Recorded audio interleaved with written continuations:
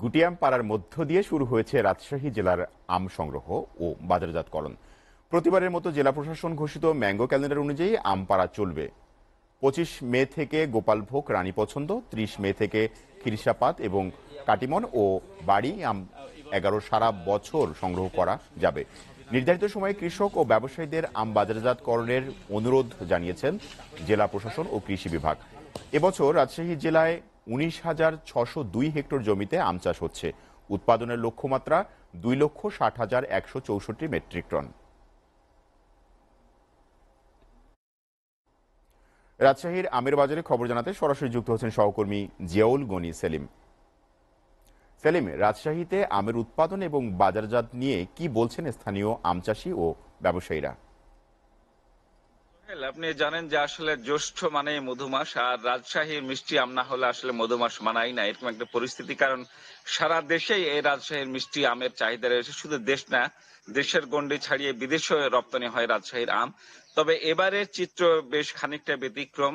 আপনি আমার পেছনে হয়তো দেখতে পাচ্ছেন যে আম যে পরিমাণ ধরে আছে, কৃষকরা বা চাষিরা বলছেন যে এই আমের পরিমাণটা খুবই কম। কারণ এই যখন মুকুল আসে তখন মুকুলের পরিমাণটা প্রায় অর্ধেক ছিল। আর মুকুল আসার পর যে গুটি হয়, সে গুটির পরে যে দীর্ঘ খরা এবং তীব্র দাবদাহ চলেছে, বিশেষ করে এপ্রিলের মাঝামাঝি থেকে মের মাঝামাঝি পর্যন্ত প্রায় এই দীর্ঘ খরার মধ্যে গুটি ঝরে পড়েছে, প্রায় অর্ধেক গুটি ঝরে পড়েছে। এই কারণে এই মুহূর্তে গাছে যে পরিমাণ গাছ আছে তা চাষিরা যে প্রত্যাশা করেছেন তার অর্ধেক মোটামুটি আম ধরে আছে, ফলে আমের ফলনে একটা বিপর্যয়ের আশঙ্কা রয়েছে। আর আপনি জানেন যে গত 12 মে আসলে রাজশাহী জেলা প্রশাসন আম পাড়ার যে গাছ থেকে পাড়ার যে একটা সময়সীমা বেঁধে দিয়েছিলেন, সেই সময়সীমা অনুযায়ী আসলে গত 15 তারিখ অর্থাৎ গতকালকে গুটি জাতের আম পাড়া শুরু হয়েছে।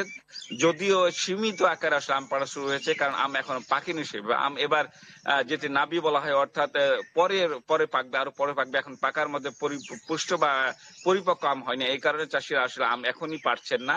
তবে কিছু আম বাজারে এসে দাম বেশ চড়া।